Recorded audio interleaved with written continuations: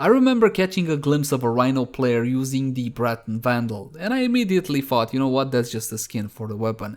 But one of my friends pointed out, hey, that weapon was only available for the beta testers. I was like, wow, awesome, something truly special, because I couldn't get it anymore.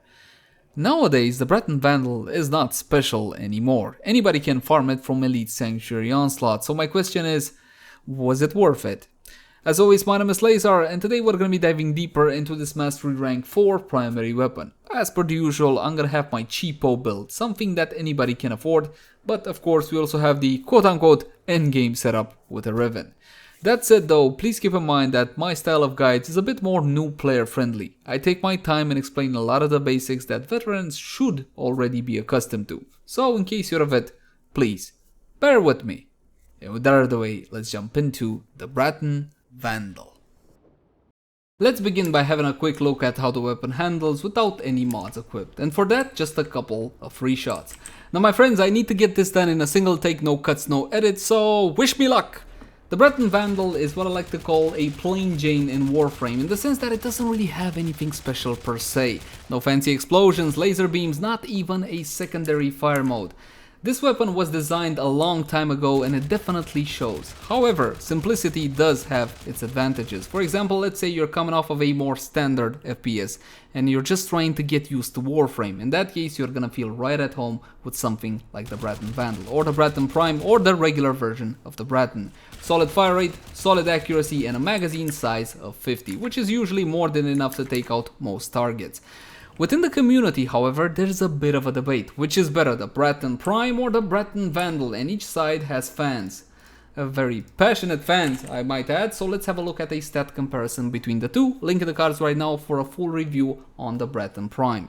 The accuracy is going to be 33 points free in favor of the Braton Vandal. And you're going to say it doesn't really make much of a difference, but if you factor in heavy caliber, then it does make a, well, slight difference.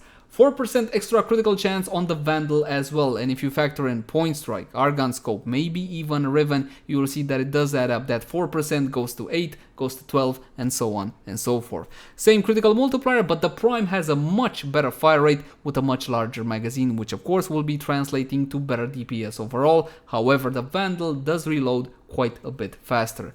But sadly, it loses out when it comes to status chance, only 16% instead of the 26% on the Prime.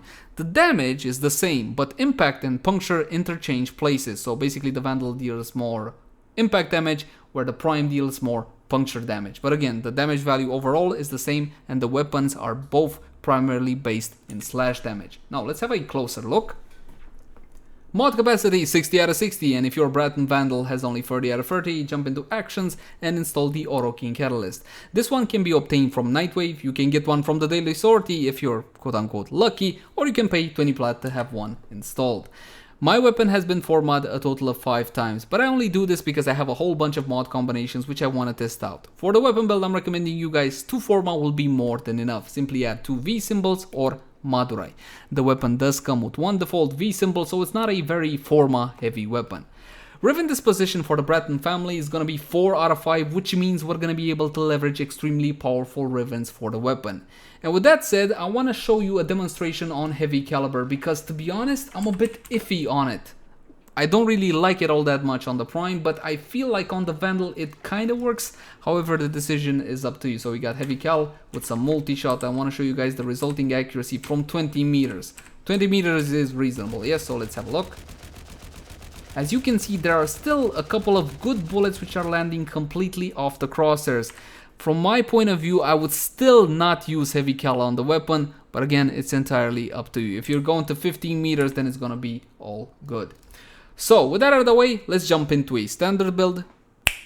And we got damage with Serration, multi-shot with split chamber, vigilante armaments, critical chance, critical damage combo between Point Strike, Vital Sense, and 1 elemental combo of corrosive between high voltage and malignant force. The 60-60 toxin and electricity mods.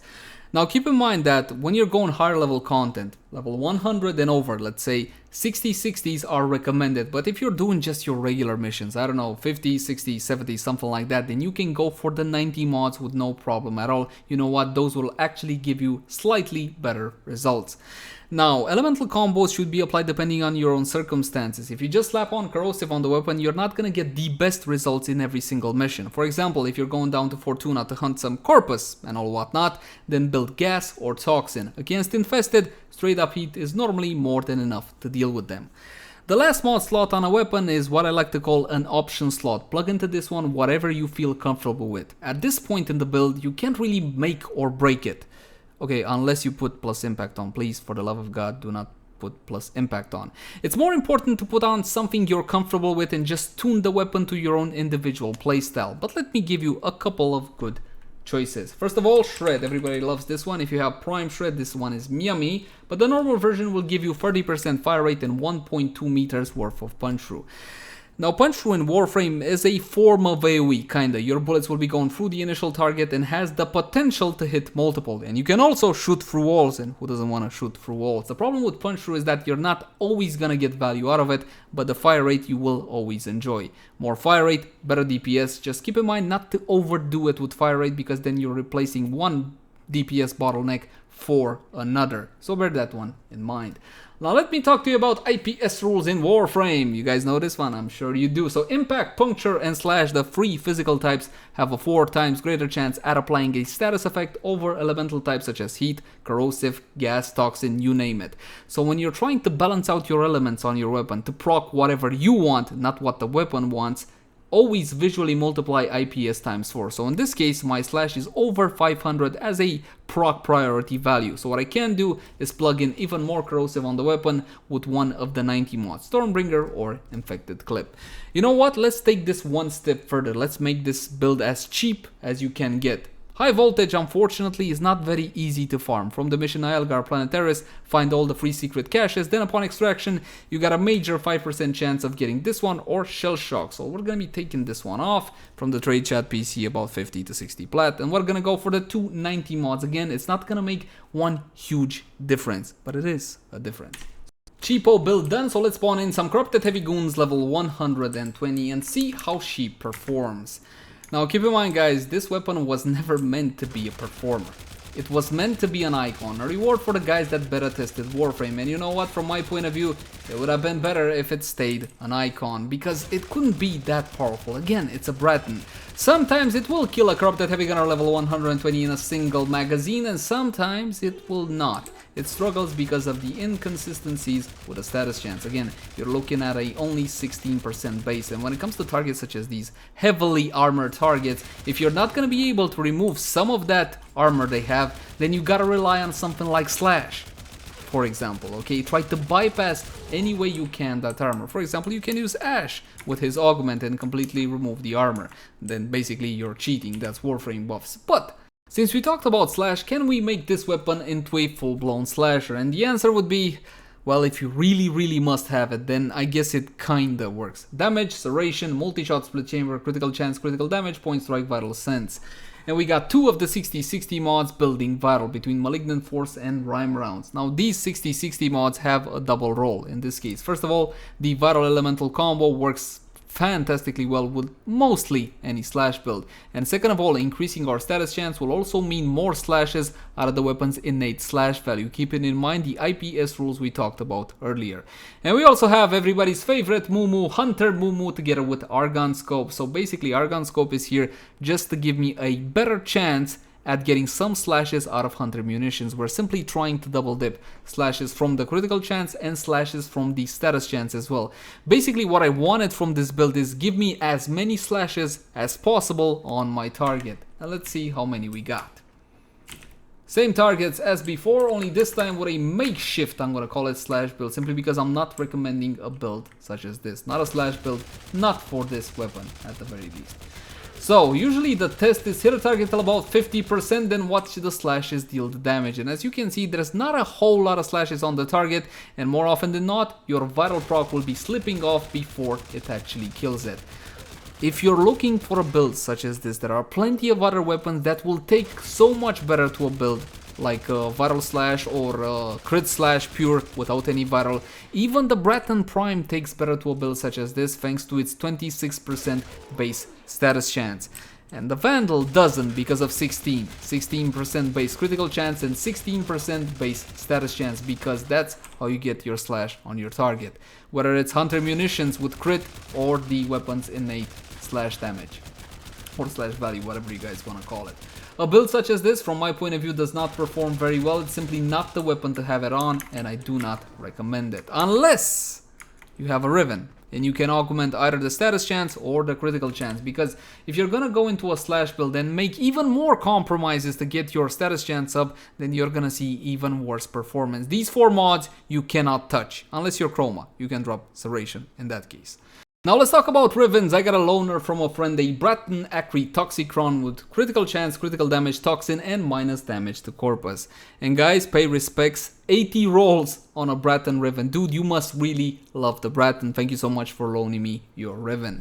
Now on my builds, because these Riven setups that I showcase in vids are usually what I use for sortie, testing, and so on and so forth, I run Amalgam Serration. It's an option. It's totally up to you. It's 10% damage sacrificed for 25% sprint speed. From my humble point of view, it's totally worth it. And we're going to be keeping Argon Scope because our critical multiplier went to 7.4x outstanding. But of course, even with the buff from Argon Scope, we're still not going to 100% crit chance thanks to that stupid low base of 16%. Now normally, with a build such as this, you're gonna get a whole lot better value with Hunter Munitions, but initially I wanna go with Corrosive because I'm so tired of freaking slash builds, so let's try it like this. Then we'll switch to Hunter Mumu and all whatnot. Now if you guys remembered before, the weapon struggled a whole lot to kill one of these targets in a full magazine, so let's see if it does any better now. Oh yeah, with bullets to spare, about 12 of them. So if I get just a little bit lucky with those status procs, I can take out one of these here targets in about half the magazine size. A whole lot better than before, but what exactly were you expecting? It's dispo of 4 out of 5. It's supposed to be quite impactful.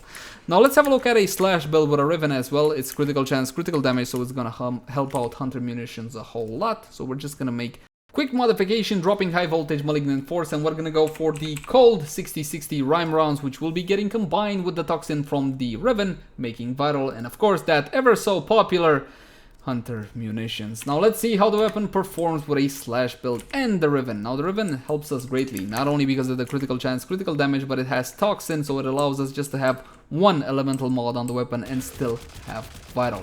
Now once again, till about oh yeah. That definitely works a whole lot better than before. So my friends, the point here is this: if you love the Braton, Vandal, Prime, whatever Braton you outside of the normal version, okay, never mind that one, you can make it into a endgame worthy weapon if you're willing to invest enough. Yes, from my point of view, the Braton Vandal does require a Riven in order to be a competitive weapon. And there's still one more thing that we can do: Warframe buffs. I mean, in a mission you're gonna be getting some Warframe buffs, that stands to reason, so why don't we take it to the extreme with Lady Mirage Prime and her fantastic Warframe buffs. For an aura you can use something like Rifle Amp with 27% extra damage to rifles, but of course against Grenier it's always a better idea to go with Corrosive Projection and minus 30% armor. Now the benefit to Rifle Amp will be the fact that it's a bit more comfy to use. It's a set it and forget it, granting its benefit regardless of the target. However, Arcanes are a lot more impactful with Arcane Avenger R3, 30% critical chance boost bonus additive after stacking on top of what you already have, granted to your primary, secondary, and your melee weapon as well. One of the most powerful offensive arcanes in Warframe. Now one of these puppies will guarantee our critical chance from the Braton Vandal. Arcane Rage R3 is a more simpler choice, if you will, 120% damage to primary weapons for 16 seconds, and both of these arcanes can be farmed from the third Eidolon down on Cetus.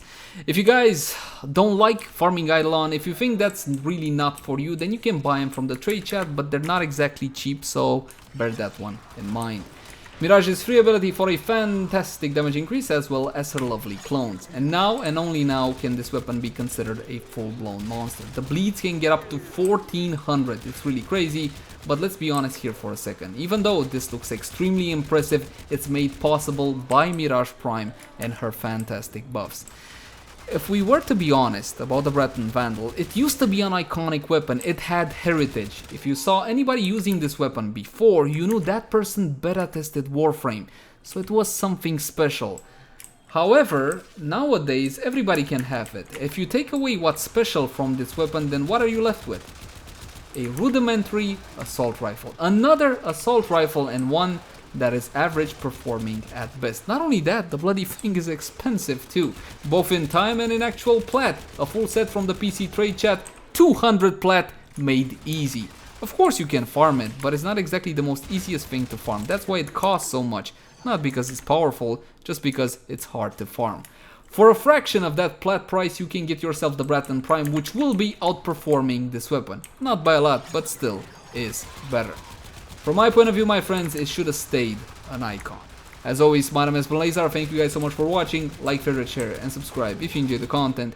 If you got any sorts of feedback for me, I would love to read it in the comment section down below. Also in the comment section down below if you want to suggest a particular weapon review or versus.